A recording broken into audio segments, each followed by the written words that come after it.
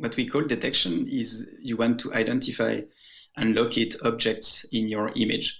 So to take an example, that we talk to everyone, let's say you have some drone imagery of a city and you want to map and count the buildings. So what you expect as an output is basically a polygon around each building in the city. And then from the polygons, you can then process them in a GIS software, make them into a web map, do whatever operation we want. Welcome to another episode of the Mapscaping podcast. My name is Daniel and this is a podcast for the geospatial community. My guest on the show today is Julian, and apart from being a victim of my terrible pronunciation, Julian is a software engineer and a machine learning expert at a company called Pictera. And today we're going to be talking about a tool that they've created, some software they've created, which allows you to build your own object detection algorithms and run them against a variety of different data types. Like me, Julian has a slight accent, so please listen carefully. I think this is really exciting stuff, what we're going to be talking about, what you're going to hear in this conversation. I feel like this is object detection, this is machine learning for the rest of us. So after listening to this podcast episode, if you decide this is something that you want to try out for yourself, want to be involved with, head along to Pictera/Mapscaping, and they've made a rather generous offer, I think. So 500 free credits, so you can try it out for yourself. They're really looking for user feedback on a couple of the add-ins they've developed for ArcGIS and QGIS, and anyone out there listening could help them out with that. I know that it would be greatly appreciated. So I'll put a link to that website in the show notes, of course. But if you just want to go and search for yourself, it's pictera.ch/mapscaping. But again, there'll be a link in the show notes. You can click on that too if you're interested. Okay, let's get on with the episode.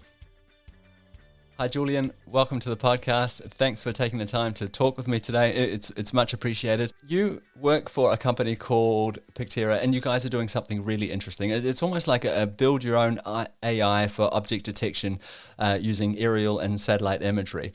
And I think this is an incredibly interesting concept, and it's a really interesting implementation. But before we dive into all that, perhaps you could just take the time to give the listeners an understanding of your background in geospatial.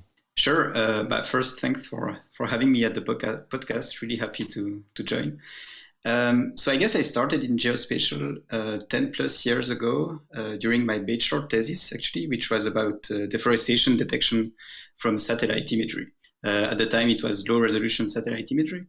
That's when I got exposed to geospatial, but also to machine learning in geospatial, because basically we were looking at image and trying to classify deforestation. After that, I worked a bit with deep learning applied to drone imagery, and more specifically trying to classify crop types in drone images of agriculture and farmlands, basically. And then I basically joined Pictera 3 years ago. And so I've been leading both the machine learning and the software engineering side of it. And so I've been exposed to a wide range of geospatial data.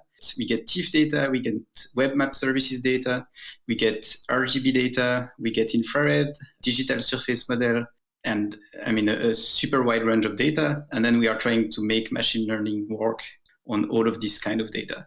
And so that's basically what I've been doing for the last 3 years. So I learned a lot about machine learning and the specificities of machine learnings applied to geospatial. And so, yeah, that's where I'm right now. So it sounds like you've got a really good background in this, and like the idea of applying machine learning to aerial imagery, to satellite imagery, to imagery in general is, it's an exciting time in terms of that right now. And I think what I found particularly exciting about your approach to it, or Pictera's approach to it, is this low code, no code, so you're giving access to people like me that don't necessarily know a great deal about machine learning to make your own, to do this object detection. And we're going to unpack that in just a second. But I think we should start off with what kind of data that we can use. So if I go to your website, it's kind of laid out for me. It says, data detection results kind of thing. So let's start with that. Let's talk a little bit about the data. What kind of data can we use to create our own object detectors? To start off, there are two big categories. One category is that you have an image file on your hard drive, on your computer, and you can upload it to Pictera. And typically, you would have a GeoTIFF, like the output of photogrammetry software, like Pix4D or Drone Deploy, or something that you got from a satellite image. provider. So that's one category, is you have a GeoTIFF and you can upload it to the platform and then build your machine learning model on it. The other big category is more streaming data. And so you can connect many kind of servers to Pictera. So for example, you can connect a web map service, a WMS server to Pictera. We can also process XYZ data. It's a popular format for web map. And so you can, that's basically the two big categories. Either it's a file or it's a remote server that we can connect to. And then depending on where the data comes from, we support a wide range of let's say, sensor types if you want. So it can go from drone data. So we have people uploading 1 centimeter or even like sub-centimeter drone data, so super high resolution data.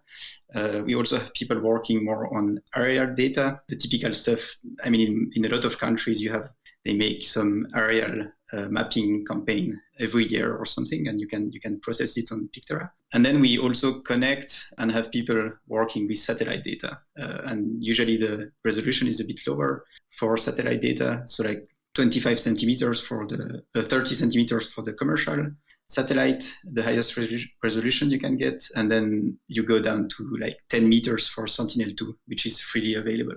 So yeah, that's a bit the range of data that we support on Pictera, and we try to really support any kind of geospatial imagery data, let's say. So a couple of things that stuck out for me there. The first one being that you support flat files and these streaming services.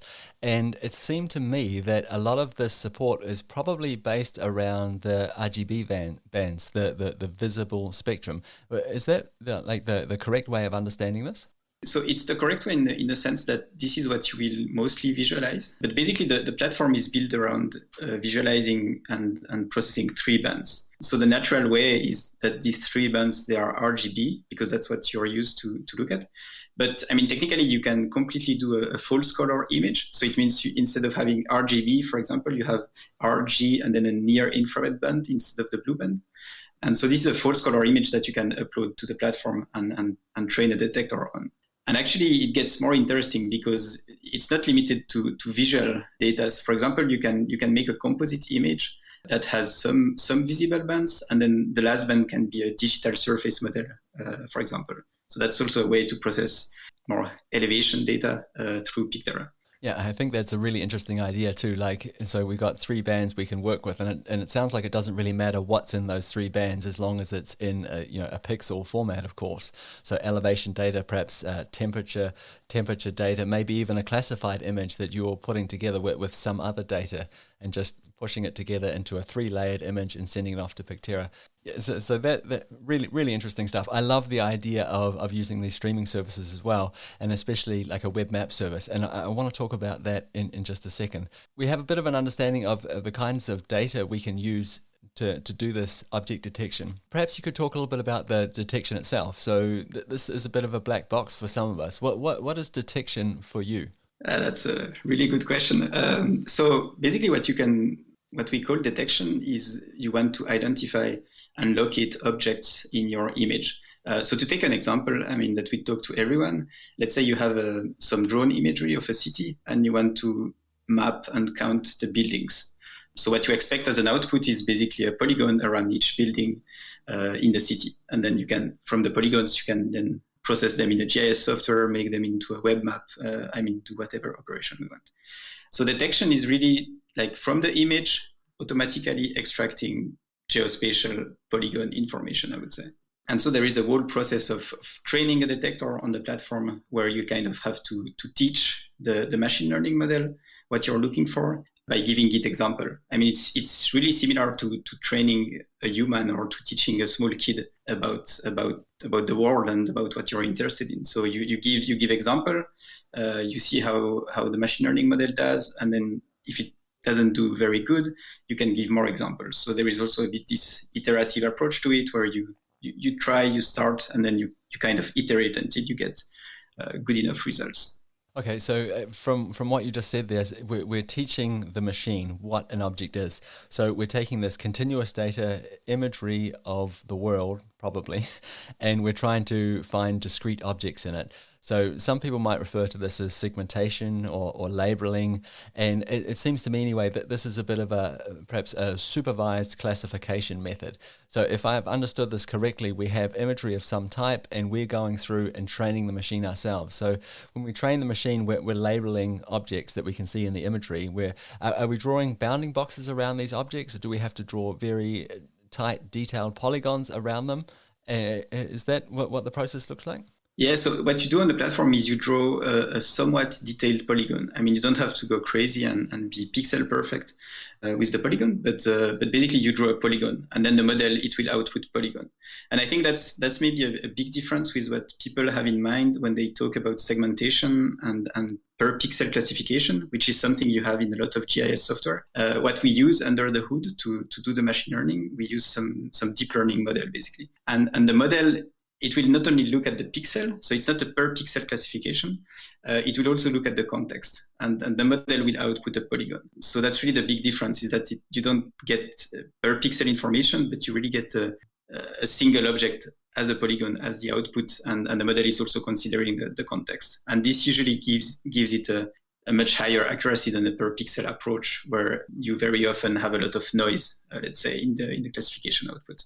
That's really interesting that you're not just looking at the pixel signature itself, but also the adjacent signatures, I guess, or the neighborhood that pixel is in. I think you referred to it as being the context of that object. I think that's really interesting. Yeah, exactly. And that's actually the power of deep learning, if you want, in that you kind of give the machine learning model a lot of freedom to pick whatever seems to make more sense for the object you're trying to detect. So if you try to analyze what the model is learning and what it's looking at, so first I have to say this is still very much an academic research topic, so we don't have all the answer to really understand exactly what's going on. But you can look a bit at what it's looking at, and in the first stages, you can divide it in stages. And in the first stages, it's mostly looking at stuff like edges and sharp difference in contrast in some region. So imagine you have a building, there will be an edge between the roof and then the ground, let's say, the grass or whatever is around it. And so in the first stage, the model is a bit looking at this like strong difference in contrast and edges. And then as you go deep in the model, and that's where the deep learning stuff comes from, as you go deep in the model, it's learning to basically combine this high level feature into more like shapes. So at some point, it's probably gonna look for stuff that is a bit square, let's say, because buildings are usually square and they usually have kind of a fixed, not fixed size, but let's say they have a minimum size and so on. And so as you go deeper in the model, it's basically building kind of a hierarchical understanding of the object you want to detect. And that's how at the end you can get this really good quality detections. Okay, so we have our data and we're labeling the images. I think one of the things I found really exciting about your platform is that it could happen on your platform through the website, and you also have these plugins to ArcGIS and QGIS.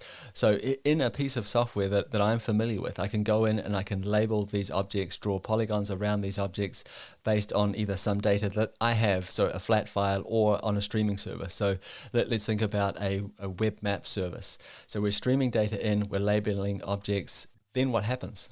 So I mean, if you're doing the labeling in QGIS or ArcGIS, there are basically two ways to get this data in the platform. So one is through the plugins, which should basically facilitate this. They are still a bit in development and in beta, so we are also looking for feedback on the plugins if any listener is interested. But so either you go through the plugin, or you can also directly upload some GeoJSON vector data in the platform as training data, basically. So it's quite open how you get your training data in, and it means you don't have to redraw everything on the platform. So, for example, if you're a company and you already have, let's say, building outline for the city, you can actually reuse this existing data as a way to train a detector, and you don't have to spend 10 hours redrawing the whole city on Pictera. If I take a very practical example now, let's say I have a web map service for Paris. Very detailed data, it's aerial imagery, RGB imagery. And I go to something like OpenStreetMap, download all the building polygons for Paris. And can I use that then to select the training data I'm going to use for the machine learning for the detector based on this web map service I have of Paris? Technically, yes. So technically, you will need to do is you will need to turn the OpenStreetMap data into some GeoJSON, or you could write a script to upload it to Pictera. We also have an API, so you could write a script and ingest it in Pictera. And then you will have to connect the WMS to Pictera. That's also fairly easy. And then you're able to train a detector from the WMS from Paris and the OpenStreetMap data that you ingested in Pictera. If you're talking about OpenStreetMap, like specifically, they have some legal constraint around what you can do with their data. So you should check this before actually doing this, I would say. Yeah, I was just trying to use that as an example, like as a known data source where geospatial professionals, we know and we understand OpenStreetMap and we see it as this huge resource.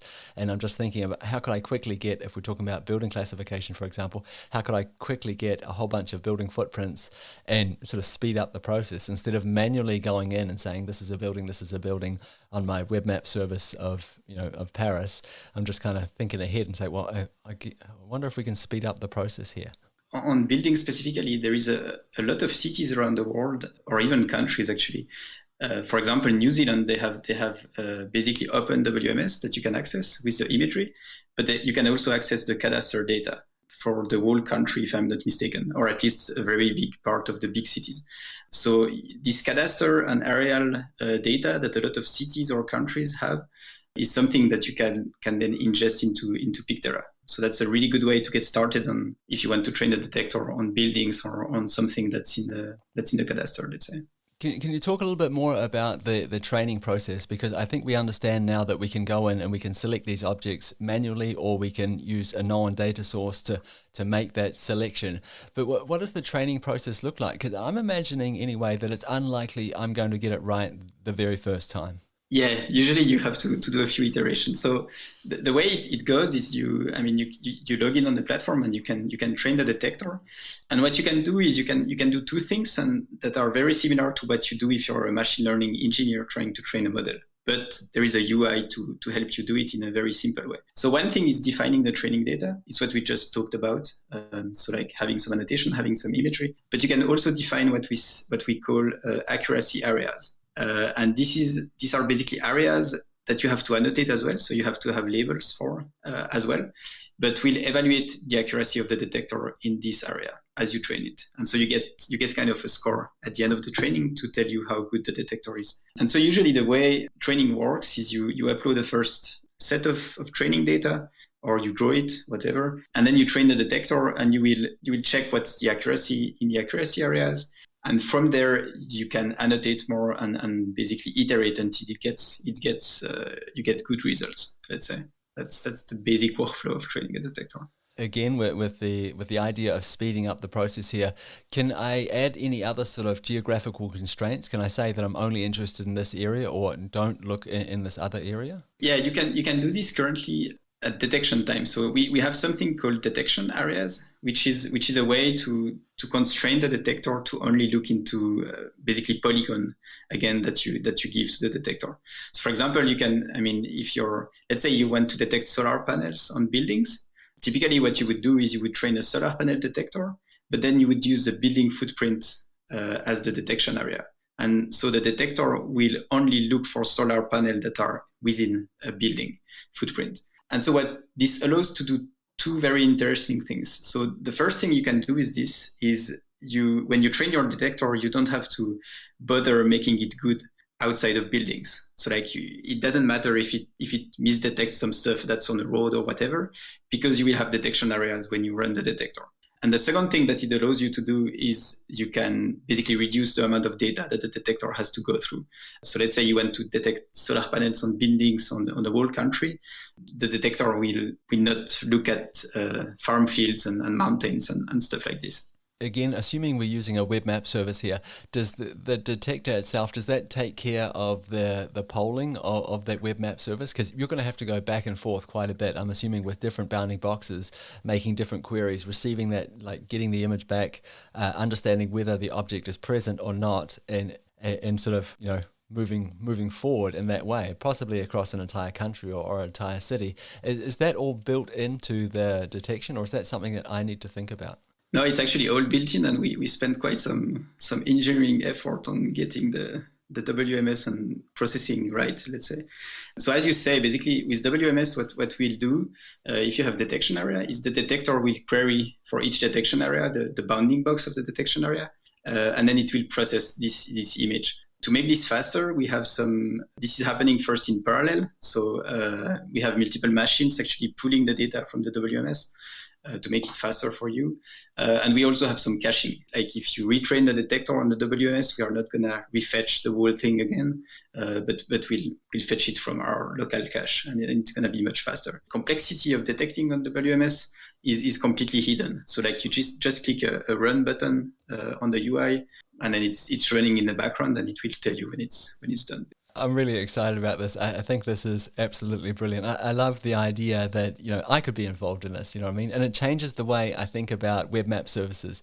Up until now, anyway, I've thought about them as being, a base layer, a sort of a visual layer in my web map, for example, something in the background that gives context, but not necessarily something I can use to create data from, just because it's so labor intensive going in and digitizing things. But this changes the way I think about aerial imagery, and especially aerial imagery presented as a web map service. Yeah, and I think it's pretty new for a lot of people in the field, actually. I mean, if you talk to people, they usually don't have it's not in their mental model that you can actually process WMS data. It's true that it's usually just used for visualization, but at the end of the day, from a technical point of view, it's just an image. So it's an image, and you can process it as any other kind of image. But I think it's really interesting with WMS, because also if you talk to some satellite image provider, they actually have different licensing model if you access it through WMS or if you access it as a geotiff, like as an image. And then when you go to them and you tell them, look, we can process WMS, it kind of explodes their whole mental model on what you can do with WMS. So that's also an interesting conversation to have with some big WMS providers. I know from a previous conversation that you've got this really interesting use case in Denmark, which is where I'm living at the moment. So this is particularly interesting for me. Would you mind just walking the listeners through how you used this service to detect slurry tanks in Denmark based on a web map service? Sure. So actually, at the end of 2019, a Danish company called Seges. So it's a company actually doing consulting work for farmers and working for the government of Denmark. So they came to us and they had this problem and actually a very short deadline. So it's something they came to us with at the end of November, and they wanted to get it done for the end of the year. So the deadline was pretty tight. And they said, okay, we have to actually estimate the ammonia emission from slurry tanks over the whole country of Denmark. And so there are about 35,000 farms in Denmark, most of them having slurry tanks around them. And slurry tanks is not something that's mapped. Like it doesn't appear on the cadastre. They didn't have any map of slurry tanks. But what they had was they had imagery, basically. They had the WMS with aerial imagery for the whole country of Denmark. And so they thought that we could actually detect these slurry tanks. And then from basically the area of the slurry tanks, you can estimate how much slurry is contained, and then you can kind of project ammonia emission from this. And so we gave it a try, actually. It was really interesting. So what they did is they connected the WMS to the platform, and then they started training a detector. So in their case, they detected also, they trained multiple detectors because they wanted to detect slurry tanks and then slurry tanks with roof, let's say, the covered one. But so they ended up training 2 detectors. And the way they did this is we started very iteratively. So we told them, okay, look, start with 20 annotations and let's see what happened. And so they did this and it worked quite well, actually, but not quite well enough for them. And so they iterated a few times. And after a few iterations, it took like just a few days of iteration and a bit of trial and error. They got a working detector with 57 annotations. And we were pretty amazed with the results, actually. And the reason they were able to actually get like really good accuracy with this 57 annotation is because they were using detection areas. So as we just talked before, detection areas are a way to constrain the detector on certain areas of your image. And so in their case, what they had is they had the location of the farms in Denmark. So they were able to do basically a buffer, like a circle around each farm, and they used this as detection area. And so it means when training the detector, they only had to focus on slurry tanks and really the appearance of slurry tanks. But for example, they didn't have to bother having it detect well in cities or whatever other areas that are not containing farms usually. Yeah, and at the end, they ran the whole detection over the whole country. We processed, the detector went through about 1 terabyte of data, like of imagery data, to process this. And I mean, it ran for like a day or something like this. So it was, given the amount of data, it was pretty quick to run, let's say. This is mind-blowing for me. So I think you said 57 objects were detected. So a human went in and labeled or drew a polygon around 57 objects, and then we could run this accurate detection based on a WMS service on aerial imagery across the entire country. This is incredible. Yeah, we were pretty surprised and happy about it, to be honest. But I think so one of the reasons why it worked so well with so little annotation was that the object is not super complex to begin with. I mean, a slurry tank is basically a round-shaped object with some brown stuff inside, basically. And near a farm, there aren't many round-shaped objects. I mean, usually there are silos, but this one, they have a roof and they look very much metallic. And so it's a pretty, let's say, unique object in the detection areas that they had. So that's one of the reasons why it worked so well with so little annotations. And living in Denmark, I know that VMS service, WMS service, excuse me, it's amazing. Like the data is really high quality, really high resolution. It's all taken from the same sensor at the same time of year, and it's amazing data. So I think you had a pretty incredible data set to work from. I'm wondering though, so it worked really well in Denmark with the slurry tanks based on this incredible data. Does that then mean I could take the same training data set that I've created and move it to Canada, for example, and run the same and expect the same kind of success rate? Yeah, that's a very good question, and I think as you said, it depends a lot on the quality of the imagery as well. And obviously, Denmark has a super uniform, nicely cleaned imagery. I think moving it to Canada.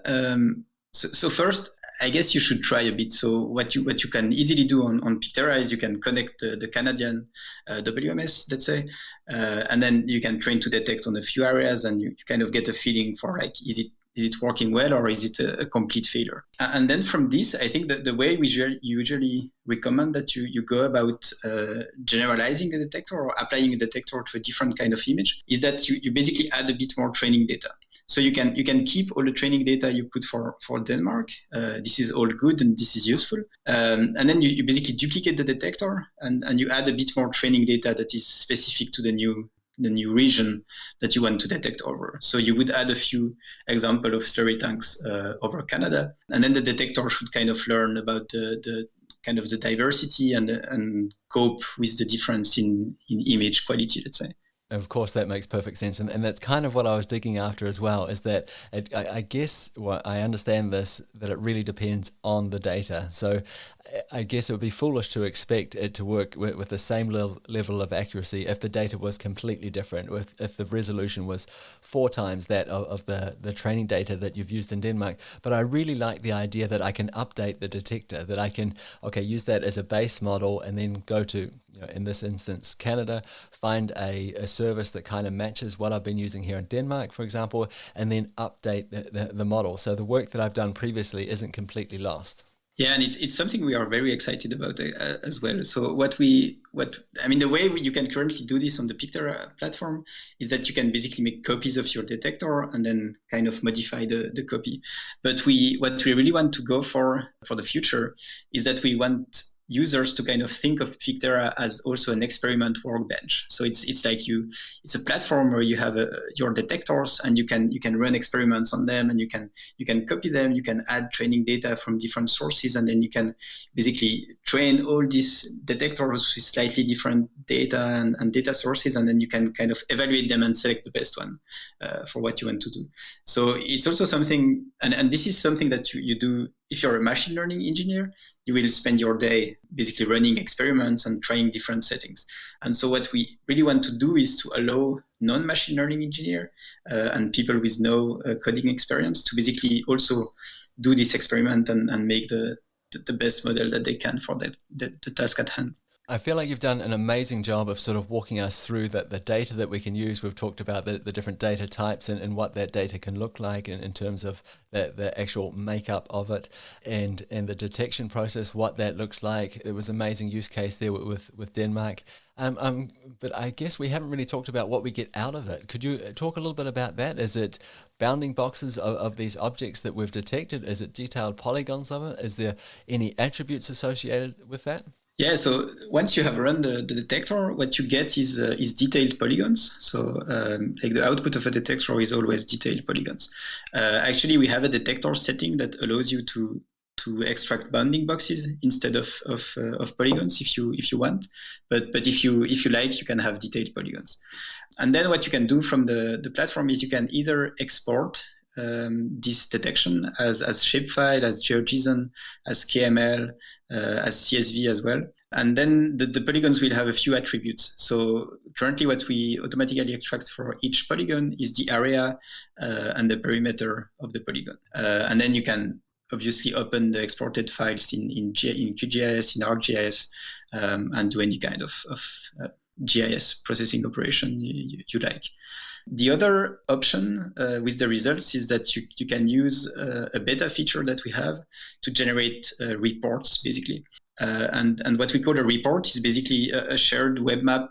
Basically, you get a link to a map visualization of the data, of the output, and then you can share this link with clients, with colleagues, or with whoever you like, and they are able to basically visualize the detection and get some statistics about them. I really love this process. I think I said it right at the start. Like, I love the idea that people like me that aren't machine learning experts, that we can be involved in this. And again, this really changes my understanding of web mapping services. Right now, in my mind, they've moved from just being that purely visualization layer to a layer that I can actually extract data from. Like me, I can extract data from it. So of course, we talked about Pictera as a platform, so you can do this on the website. One of the things I found really exciting is that you've taken the time to build plugins. So a lot of the people listening to this podcast will be very familiar with QGIS and ArcGIS. Could you take the time just to walk us through what that plugin looks like and what it feels like as a user? Yes, sure. So currently the plugins are kind of in an early stage, I would say. So we are very open to feedback. So if anybody has any feedback testing them, we'd be happy to hear it. So the way the plugin works currently is they allow you to basically upload images directly from QGIS or ArcGIS to Pictera. So you don't have to use the upload UI of the platform or even open your web browser, but you can directly upload the image from your plugin. You can also access detectors and run detectors on images, and then you get the results automatically as a layer in your GIS software. So basically, it's really a way. I mean, if you're really used to working with QGIS and ArcGIS, it's really a way to speed up your workflow. So you don't have to open a browser and go through our UI, but you can, in a few clicks, you can basically upload data, detect, and then get the results as a new layer in your GIS software. One of the things I find really interesting about this is, again, that web map service and like detection based on that. Well, so let's say I pull a web map service into my ArcGIS or QGIS platform. How does that work in terms of do I need to have the program open for days on end while the detection process runs over all of Denmark, for example? No, that's a good question. So currently like you cannot directly add a WMS from the JS plugins. You will have to do the setup on our web UI. That's something that we have on our roadmap for the plugins. But once it's set up on Pictera, all the processing happens in the cloud. So even if you start the detector from the plugins, detection and all the processing and data fetching and all of this happens on our servers in the cloud. So you can then close your GIS software and shut down your computer for the night and come back in the morning and have your results. Would you mind just giving us an idea of what objects we shouldn't be using this on? Because I personally don't believe that machine learning AI is the right solution for everything. Earlier in the conversation, we talked about that use case in Denmark where we had slurry tanks, and they seem like quite a simple sort of an object. Is there object types or something we should be avoiding trying to use this kind of technology on? Yeah, that's a really good, and I think it's also a bit of a tough question because it's really hard to say without trying. But I guess usually if the object can have very different appearances, then it will be tricky to train a good model for it. So, I mean, for example, buildings are both easy and hard, depending on what you want to do. So if you're trying to do buildings in a city, for example, with machine learning, you can do it very well. But let's say you train a building detector on cities in Switzerland, and then you try to apply it in Africa or in Southeast Asia or whatever, the buildings are going to look completely different. And so the detector is going to completely fail to detect buildings. So I think the difficulty comes when looking at the object, multiple instances of the same object, you see that they have very different appearances, then it's probably going to be tricky for the detector to detect them. And also, I think another way to think about this is that the detector doesn't really have our understanding of the world, and like it doesn't really embed the constraint that we have about the world, that the building is usually located close to a road and stuff like this. So this kind of reasoning that we are able to do as humans is not something that the detector will easily learn with the current state of machine learning, I would say. I was talking to someone from a company called Skywatch recently, and he was talking about cloud detection. And that sounded like a really difficult problem. So not only can you only see the object from a top-down view the entire time, but clouds can be discrete, they can be continuous, they're constantly changing shapes, they're at different heights. And when I think about problems that would be difficult to solve in terms of using a detector like yours, I think about sort of naturally occurring features. I think about trying to detect a stream, because all streams look different. They have a different shape. They have a different width. I think about things like vegetation, perhaps trees, for example. I imagine that would be a really difficult problem to solve. That's a good point. And I think also on Pictera, you can do two broad types of detector. So what we talked about the most is detectors that we call count detectors. So it means you're more interested in counting individual objects, and so detecting well each instance of an object.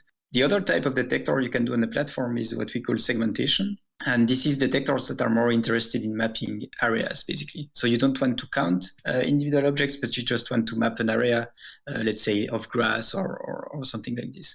And so I guess if you're talking about vegetation, usually it's more in the segmentation bucket, let's say. Obviously, you can count individual trees if you have, but I think you need really high resolution image. You might need some also point cloud data to be able to do that well. But what you can definitely do is like map the area covered by a forest and stuff like this. Julian, I really want to thank you for taking the time for teaching us all a little bit something about the work that you're doing at Pictera, about the potential that's here in the system and the software and the platform that you've built. I think it's really exciting, and I'm sure that's come across in my voice and my line of questioning during the interview. I'm all in on this. I think it's cool. You've got a couple of different plugins there. We've talked about them briefly. Would you mind just to round off the conversation and perhaps let us know what we can do to help you there? I know that you're looking for help, that these plugins are in a beta version. If people are interested in trying them out, if they're interested in getting involved, what can they do? Yeah, so first, thanks for having me. It was a really interesting conversation. As you said, we are working also on the plugins all the time, and so we are especially interested in feedback on them.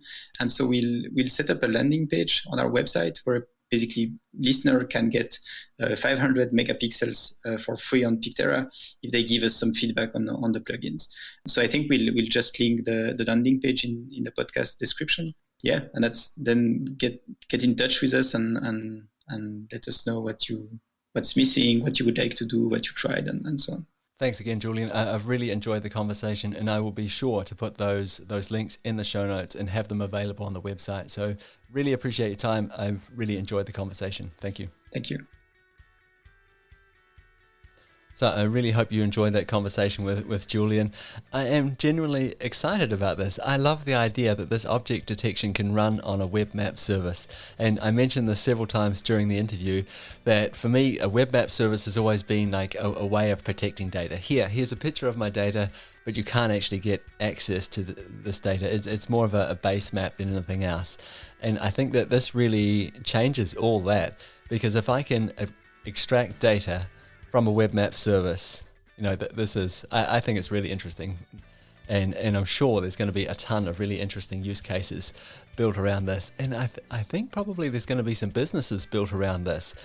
Anyway, if you've got a business idea for this, if you've got a use case idea for this, I would be really interested in hearing your thoughts. I'd be really interested in knowing if you can see the same potential as I can, or if I'm just off on some weird tangent.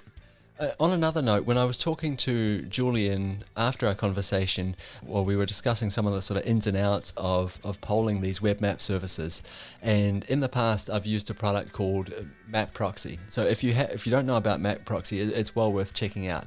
So as the name suggests, it's a proxy service for these different sort of web map services and tile services, and it has a ton of functionality. And it's a really interesting thing. It's a Python-based piece of software. Free, open source, really good documentation. I'll put a few links to it in the show notes. And the reason why I mentioned MapProxy here is because Julian said that part of the functionality that they are using to poll these web map services is based on the code from MapProxy, or some of the functionality in MapProxy. So I think it's probably worth checking out if that's something you're interested in.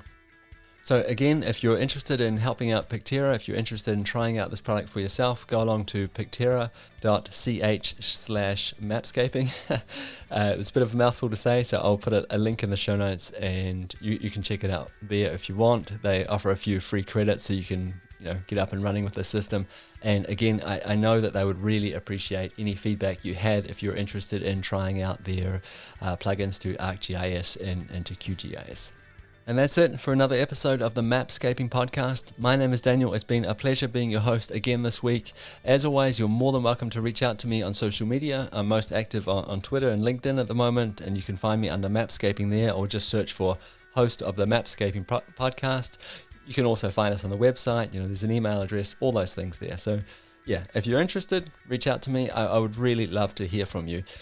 Hearing your suggestions, comments, and feedback really helps me shape the direction of this podcast and lets me know what you're interested in. It gives me an idea of how I can make this better for you. So any and all feedback is greatly appreciated. Okay, that's it from me. We'll talk again next week. Bye.